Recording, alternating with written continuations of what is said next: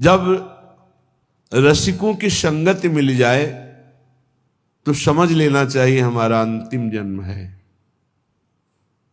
यदि समझ ठीक हो जाए और रसिकों की संगति पर महत्व बुद्धि हो जाए तो समझ लेना चाहिए अब हमारा आखिरी जन्म है। सत्संगति संस्कृति कर अंता, गोस्वामी तुलसीदास जी कह रहे हैं, बड़े भाग पाइब सत्संगा तो बिना ही प्रयास होई भव भंगा। यदि सत्संग मिल गया तो संस्कृति चक्र आवागमन का अंत है, इसीलिए संत का संग मिल गया। रसिकन की सत्संगति दीजिए, सुनिबो रस भरी बानी, क्योंकि उनकी रस भरी बाणी सुनने से हमारा जो मलिन मन है वो स्वाभाविक निर्मल होने लगता है।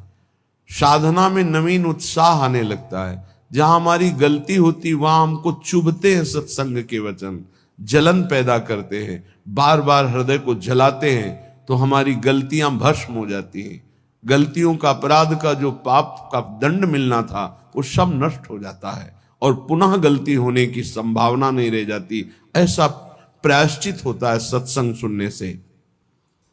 कुंजन को नित डोली बो दीजय, दीजो भोर बुहारी, मिलबे की ही माही चटपटी, प्रीति ही ये अति भारी।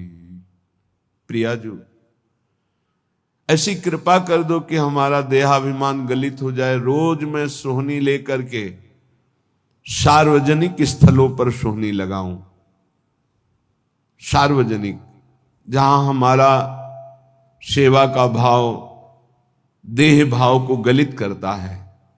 परिक्रमा मार्ग है, जहां बहुत से लोग एकत्रित होते हैं, जहां बहुत से लोग आ जा रहे हैं, वहां की सफाई, ये बहुत बड़ी सेवा धाम की है, सोहनी सेवा।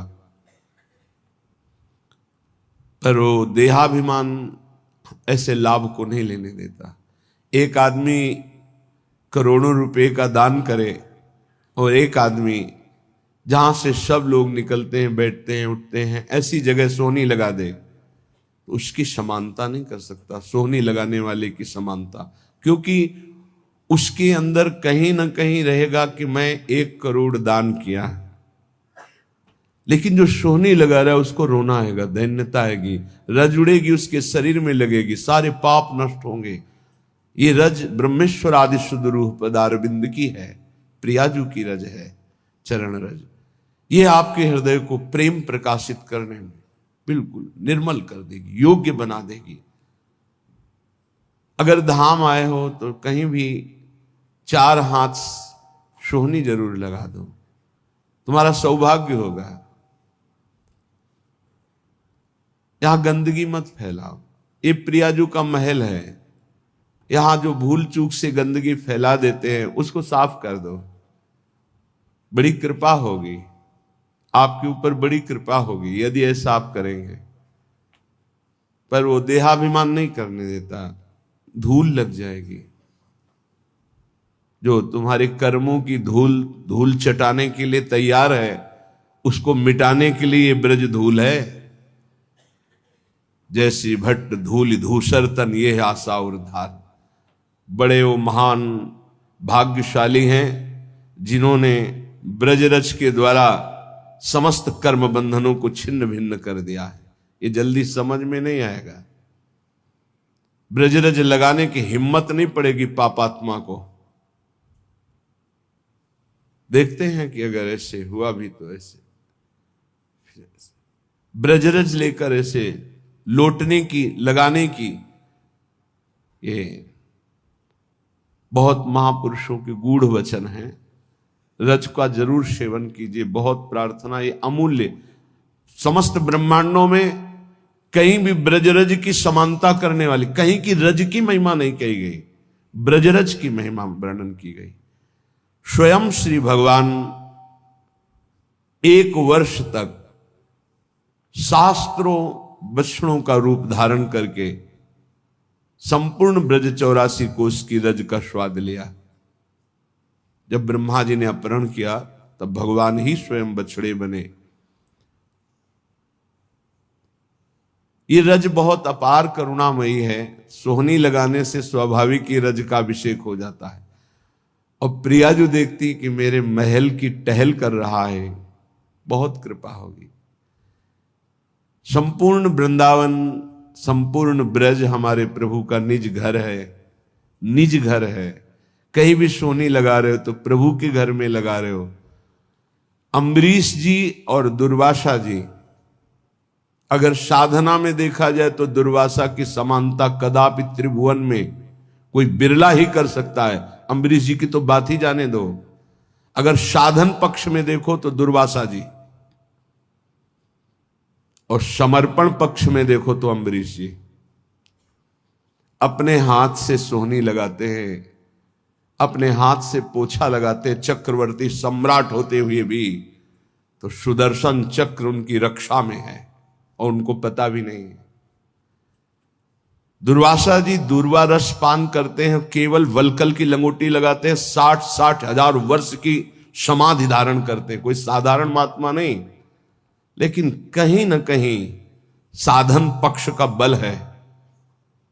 और अम्बरीश जी के हृदय में सावई मनः कृष्ण पदारविंदयो, केवल श्री कृष्ण चरणारविंद में मन अर्पित करके निरंतर चिंतन, दैन्य भाव, ये आत्मसमर्पण बहुत जोर का होता है। इस सोहनी लगाना, प्रभु के लिए पोछा लगाना, ये बहुत बड़ी बात है। देहाभिमान इसी से गलित होता है। कुंजन को नित डोलिबो दीजो, दीजो भोर बुहारी। रोज हम सोहनी लगावें, कहीं ना कहीं लगावें। एक नियम बना ले थोड़ा सोहनी लगाने का। अपने लोगों को का नियम था, पूरा हित धाम को करते हुए परिक्रमा मार्ग मदन टेर के सामने तक ऐसे पूरा साफ कर, पद गुनगुनाते हुए जो सोहनी लगाने में सुख मिलता है ना, अलग अलग स्वाद होता है भजन का।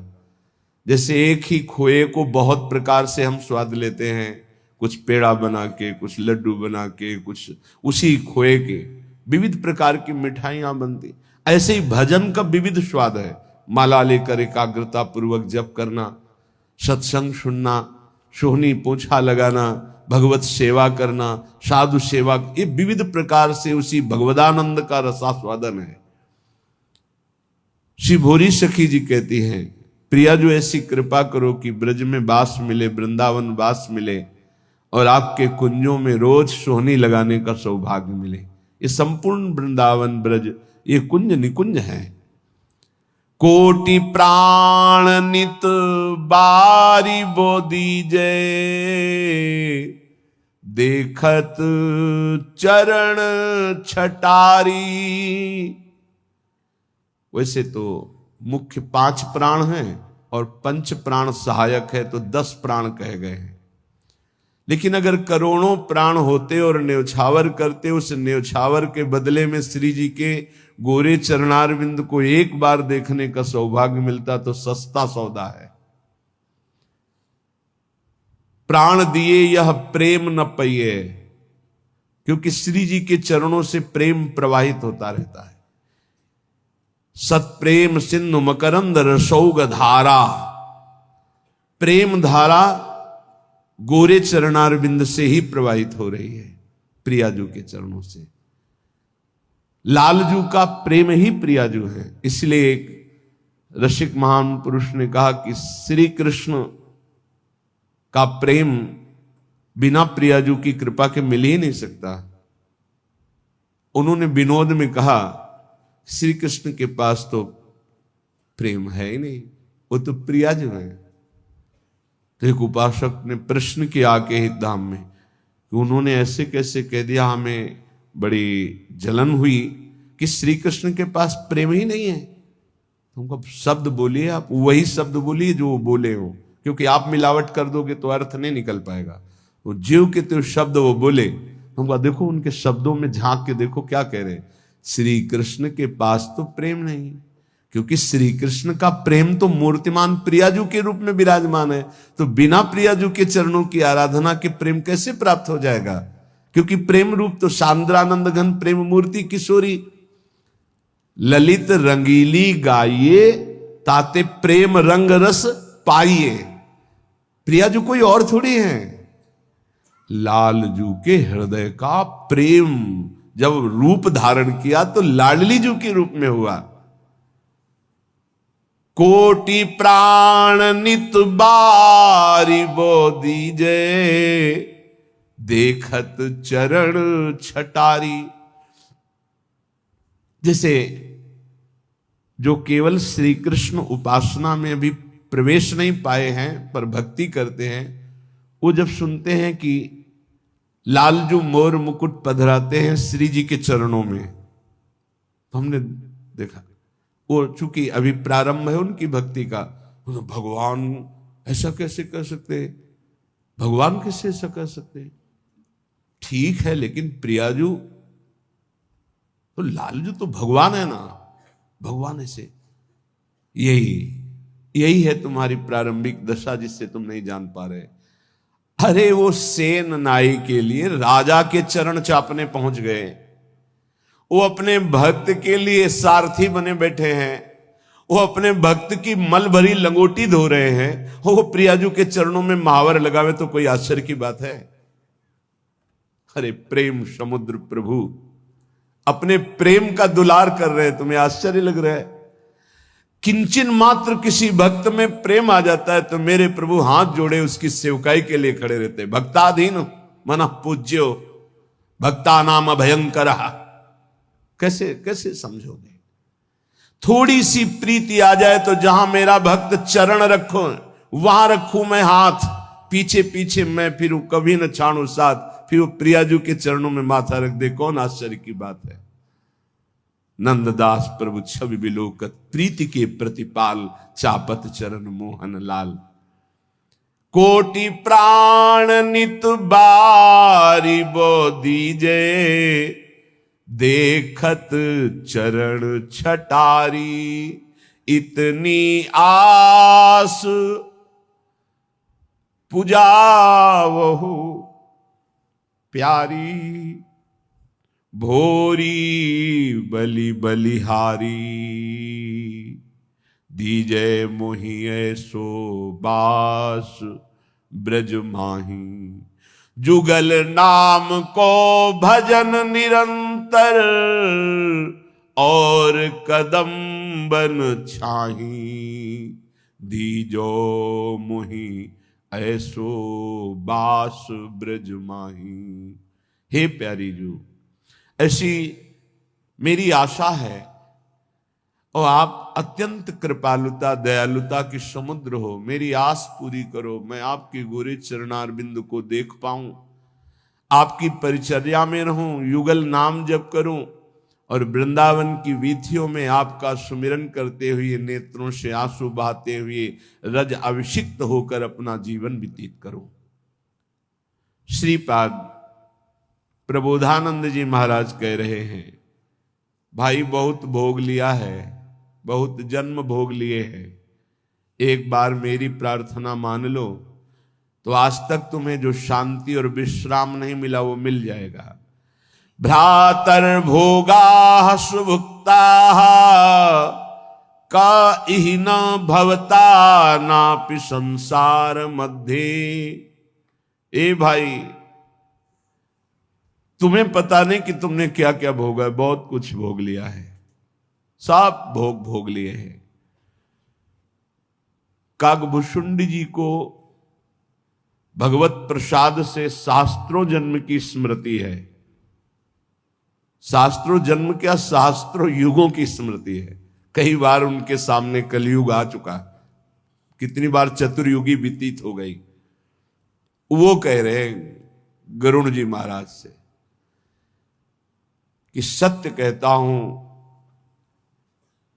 हे पक्षीराज हरिवाहन, आपके सामने सत्य कहता हूं, कोई ऐसा कर्म नहीं जो मैंने किया ना हो, कोई ऐसा भोग नहीं जो मैंने भोगा ना हो, लेकिन आज मुझे जो भगवान की स्मृति में सुख मिल रहा है वो किसी में सुख नहीं मिला।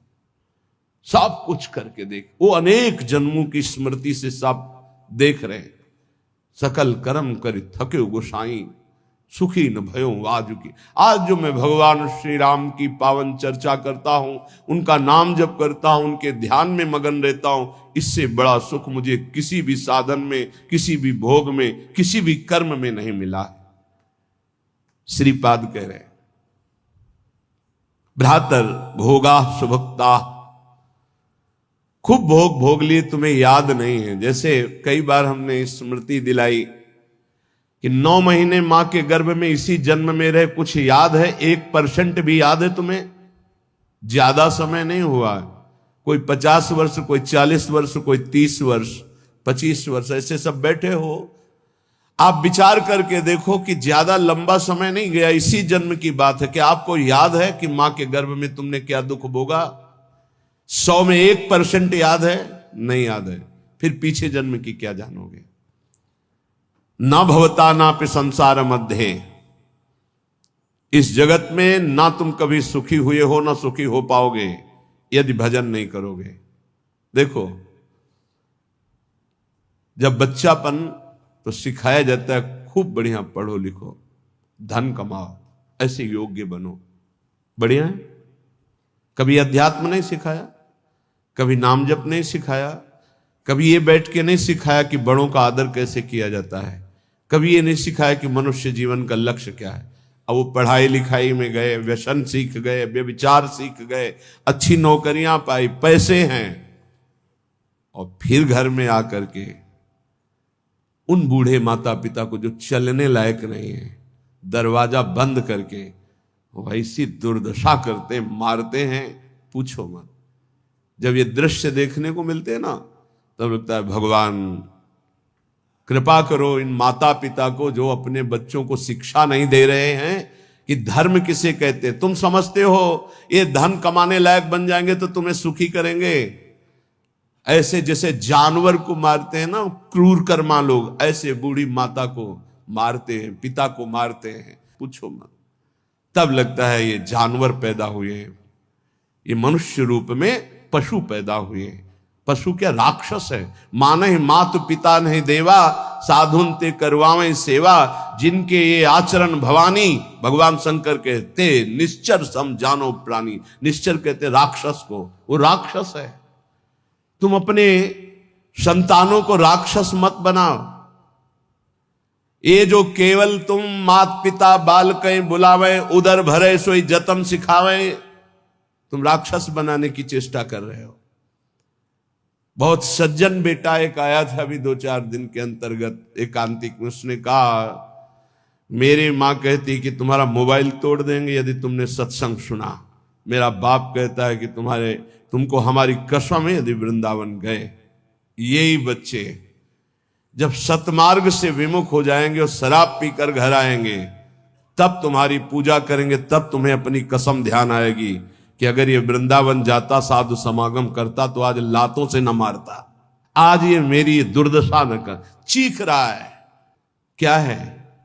भ्रातर भोगास भुक्ता, भुगतोगे। ये जो कर रहे हो कर्म भुगतोगे। तुम्हारे बेटा बेटी देख रहे हैं कि बुढ़े के साथ कैसा तुम कर रहे हो, वही इंतजाम तुम्हारे लिए रहेगा, वही इंतजाम, उसे बढ़ के ब्याज सहित। चिंता मत करो। इसलिए हम सबसे प्रार्थना करते हैं, ये कर्म भूमि है, जो बीज बोओगे वही फल काटोगे।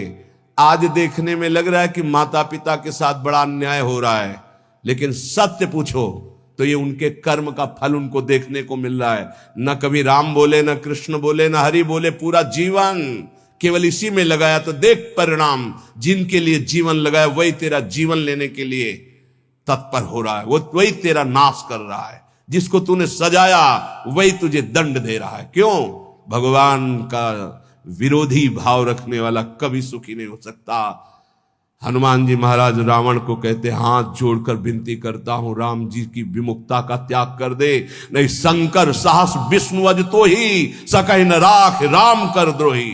मैं सभा में कह रहा हूं, ये हजारों ये भगवत स्वरूप महापुरुष भी तेरी रक्षा नहीं कर पाएंगे। तेरा विनाश हो जाएगा यदि तू भगवान से विमुख रहेगा। हे भ्रातर भोगा सुभुक्ता की न इव भवता नापि संसार मध्य, संसार के बीच में तूने क्या क्या नहीं किया, बहुत से पाप किए, बहुत से भोग भोगे, अब बुद्धि ठिकाने लगा लो, सावधान हो जाओ। अभी सब मिटा सकते हो, सब गलतियां मिटा सकते हो, अभी बहुत अच्छे बन सकते हो, अभी भगवत प्राप्ति कर सकते हो। पूरा जीवन गलती करता रहा जामिल, अंतिम में नारायण निकल गया तो भगवत प्राप्त हो गया। अपना पता नहीं कब अंतिम, अब सुधार लो। अगर हमारी आवाज आपके कान में पहुंच रही है, चाहे ऐसे समक्ष बैठे हुए या यूट्यूब में, आपके माता पिता कैसे भी हो, हमारी प्रार्थना है यदि वो वयोवृद्ध हैं, चलने फिरने में असमर्थ हैं, तो पहले समझ लो उनकी बुद्धि भ्रष्ट हो गई है। तुम्हें मानना पड़ेगा। ये भ्रष्ट का मतलब होता है स्थिति से गिर जाना। अब वो ठीक नहीं बोलेंगे, वो आपको गाली देंगे।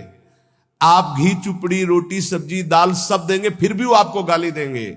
आपके रिश्ते नातेदारों से आपकी निंदा करेंगे, पर आप उनकी इस बिगड़ी हुई बुद्धि का रोष पूर्वक अनुगमन करते हुए उनको पीटना, उनको मारना, ये आचरण मत करें, क्योंकि उनकी कर्मानुसार बुद्धि बिगड़ चुकी है। अब अपने कर्म आप मत बिगाड़िए, वो आपके भगवान हैं, सच्ची मानिए उनमें भगवान बैठे हुए हैं। ऐसे असमर्थ माता पिता को भगवान की तरह दुलार करोगे तो तुम सदैव श्री संपन्न रहोगे, लक्ष्मी तुम्हारे घर से नहीं जाएगी। और जिन घरों में माता पिता को त्रास दिया जाता है, जिन घरों में आए हुई पानी ग्रहण करके पत्नी के साथ अनर्थ नाना प्रकार की दोष वृत्तियां, वो घर कभी श्री संपन्न नहीं हो सकता, सुख संपन्न नहीं हो सकता। आप सत्संग सुनने आए हो, इसी का सुधार करना चाहिए। माता पिता आपके साथ क्या व्यवहार कर रहे हैं बिल्कुल मत देखो, ये मान लो कि ये पागल है, उनकी बातें मत सुनो। तुमका अपना कर्तव्य दे, तुम्हारा क्या कर्तव्य, हमको केवल अपना कर्तव्य देखना। हमें बहुत कष्ट होता है जब ये बात देखते हैं कि बूढ़े असमर्थ माता पिता के साथ ऐसा व्यवहार, तब लगता है ये कलेजा है इसका हृदय है कि भगवान ने पत्थर की रचना की इसके हृदय में। अरे और कौन, जिसने 9 महीने गर्भ में रखा, जिसने अपने रक्त का दूध बनाकर तुम्हें पिलाया, जिसने तुम्हारे मल मूत्र साफ किया, आज तुम हाथी जैसे जवान हो तो लात मारते हो, डंडा मारते हो, उनको गाली देते हो। चिंता मत करो, तुम्हारे लिए ब्याज सहित व्यवस्था है, ब्याज सहित दंड मिलेगा। अगर तुम्हें थोड़ा भी ये पता है कि भगवान है तो इतना समझ लो उनके वचन भी हैं, अवश्य में भोक्तव्यम कृतम कर्म शुभाशुभम, शुभ और अशुभ कर्मों का भोग भोगना पड़ता है। फिर माता पिता ये तो साक्षात भगवान है, इनके प्रति एहसान, ये कुछ भी बोले। हमने देखा है वयोवृद्ध आदमी की बुद्धि पतित हो जाती। पतित अगर जीवन भर भजन नहीं किया ना, तो पतित का मतलब होता है स्थिति से गिर जाना, भ्रष्ट होने का मतलब होता है गिर जाना। अब उसको जो बोलना चाहिए वो नहीं बोल पाएगा। उस समय हमको क्रोध नहीं करना कि हम तो इतना खवाते पिलाते हैं, ये हमारी निंदा करते हैं। ये हम बहुत गूढ़ बात आपको कह रहे हैं। जिसने अपने माता पिता की सेवा कर ली, उसने भगवान को प्रसन्न कर लिया। उनके नाराज रहने पर, उनके गाली देने पर, उनके तिरस्कार करने पर भी। पर हमारी प्रार्थना है, हम जो शब्द कह रहे हैं उसे ध्यान से सुनिए। जो माता पिता असमर्थ हो चुके हैं, चलने फिरने लायक नहीं है, उनके वर्ताव और उनकी कटु वचनों पर ध्यान न दिया जाए, उन्हें भगवान की तरह पूजन करके उनकी सेवा की जाए। जितने दिन जिए खूब मेहनत करके कमाओ, उनको खाओ पियो, कपड़ा लत्ता, सुखपूर्वक जीवन, तो तुम्हारा लोक और परलोक दोनों बन जाएगा। ये शब्द हम शर्त इसलिए रखते हैं कि जो माता पिता अपने कर्तव्य का पालन करना नहीं जानते हैं और अभी चल फिर रहे हैं, मनमानी आचरण करते हैं, गंदे विचारों का पोषण करते हैं, पोषण करने वालों का शोषण करते हैं, ऐसे माता पिता के लिए नहीं कह रहे। हम उन असमर्थ माता पिता के लिए कह रहे हैं कि जिनकी वास्तविक बुद्धि बिगड़ चुकी है, शरीर सेवा में समर्थ स्वयं नहीं रह गया है। अब हमारा कर्तव्य बनता है वो गाली दे, वो पड़े पड़े हगे, तो भी हमें उनकी सेवा करनी चाहिए। निश्चित भगवान प्रसन्न हो जाएंगे, निश्चित। हमने आपको कई बार उदाहरण में बताया है महाभारत का प्रसंग।